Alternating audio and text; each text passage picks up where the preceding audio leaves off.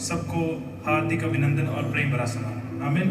सो मैं परमेश्वर का धन्यवाद करता हूँ एक अच्छे अवसर के लिए जो उस प्रभु ने ये अवसर को प्रदान किया। जब यहाँ आराधना हो रही थी तो सब हम आनंद के साथ, खुशी के साथ प्रभु यीशु मसीह का जो पुनरुत्थान का दिन है, अपने हृदय के साथ उसकी आराधना और स्तुति में मगन थे। प्रियो, इतिहास गवाह है यीशु मसीह के पुनरुत्थान के बारे में।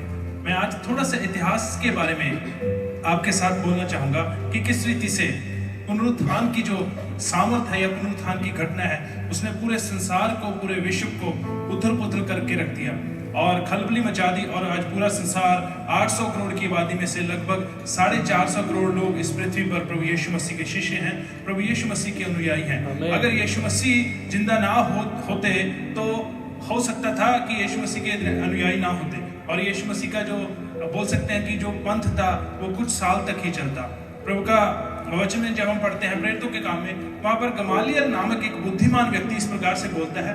जब कलीसिया की शुरुआत हुई पुनरुत्थान के बाद, पवित्र आत्मा के उतरने के बाद, उसने एक बात सब यहूदियों को बोली।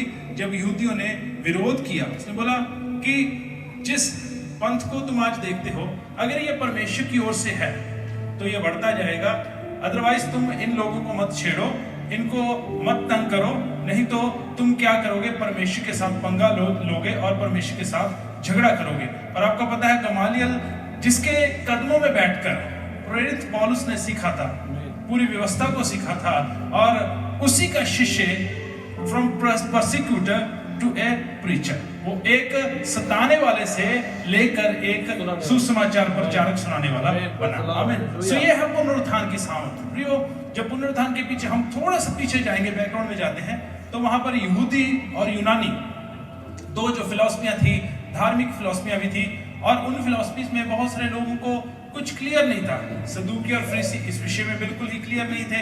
उनको पता नहीं था कि पुनरुत्थान क्या है, क्या मरने के बाद जीवन क्या होता है। बहुत सारी चीजों में वो असमंजस में थे। और उसके बाद यूनानी जो फिलॉसफी है, प्लेटो, अरस्तु, ये सब जो बड़े बड़े फिलोसफर थे, वो भी कंफ्यूज थे। उनको भी भविष्य में आने वाले जीवन के बारे में, मृत्यु के बाद जीवन क्या होता है, उसके बारे में जो असली तस्वीर है, उनको बिल्कुल इसके बारे में नहीं पता था। उनको सिर्फ ये था कि मृत्यु ही हर चीज का अंत है और मृत्यु के बाद कुछ भी नहीं होता।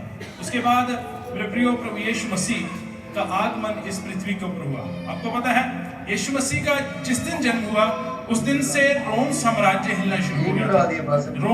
रोम साम्राज्य था, यीशु मसीह के जन्म से ही हिलना शुरू हो गया था। यीशु मसीह के जन्म से ही बहुत सारे बच्चों को मारा गया और उसके बाद 33.5 साल तक पूरे रोम को यीशु मसीह ने हिला के रखा। और उसके बाद जब यीशु मसीह का पुनरुत्थान हुआ, पुनरुत्थान के समय में आपको बताना चाहते हैं कि पुनरुत्थान के समय में 16 पहरेदार, प्रभु के दास बता रहे थे आज सुबह प्रभात फेरी में कि 16 पहरेदारों को नियुक्त किया गया था, रोमी पहरेदारों को, प्रभु यीशु मसीह की कब्र पर रखवाली करने के लिए। लेकिन एक डिसिप्लिन आर्मी, उसने वो भी यीशु मसीह के पुनरुत्थान को नहीं रोक सकी। सो प्रियो, ये सब बातें दर्शाती हैं, सब पूरा इतिहास बताता है। बहुत सारे ऐसे इतिहासकार हुए हैं जो यीशु मसीह के अनुयायी नहीं थे और वो यहूदी थे, यूनानी थे, रोमी थे। उन्होंने भी अपनी कलम से, अगर आप किताबों में जाओगे, इतिहास में जाओगे, उन्होंने भी अपनी कलम से लिखा है कि प्रभु यीशु मसीह का पुनरुत्थान हुआ है। प्रभु यीशु मसीह का पुनरुत्थान वो सामर्थ्य है। और 3 बातें हैं पुनरुत्थान की सामर्थ्य के द्वारा क्या क्या होता है। पहली बात है from sinner to a saint, एक पापी से एक संत की ओर चले जाना। इसके विषय में प्रेरित पौलुस का जीवन सबसे बड़ी उदाहरण है। प्रेरित पौलुस एक कलीसिया का सताने वाला था। प्रेरित पौलुस खुद इस बात का कन्फेशन करता है कि मैं एक बड़ा पापी था, लेकिन मसीह यीशु के लहू से मुझे संत की उपाधि मिली है। पुनरुत्थान की सामर्थ से बहुत सारे पापियों के जीवन में बदलाव आया है और वो एक पापी से संत बने हैं। दूसरी बात, from sceptic to a speaker, एक संयश करने वाला, यानी एक शक व्यक्ति, एक शक करने वाले व्यक्ति से लेकर एक गवाह बनने तक का सफर। जब पुनरुत्थान की सामर्थ को थोमा ने चखा, ठीक है, 2 हफ्ते पहले थोमा के बारे में यहाँ पर बात हो रही थी। पुनरुत्थान की सामर्थ को जब थोमा ने चखा, वो एक शकी व्यक्ति से एक गवाह बन गया और भारत में आकर उसने यीशु मसीह की गवाही दी और भारत में आज बहुत सारे लोग उसकी गवाही की तरह प्रभु यीशु मसीह के शिष्य बने। और तीसरी बात है जो मैंने पहले आपको बताई, from a persecutor to a preacher, वो भी संत पौलुस के ऊपर लागू होती है और भी बहुत सारे लोगों के ऊपर लागू होती है, बाइबल के इतिहास में लागू होती है।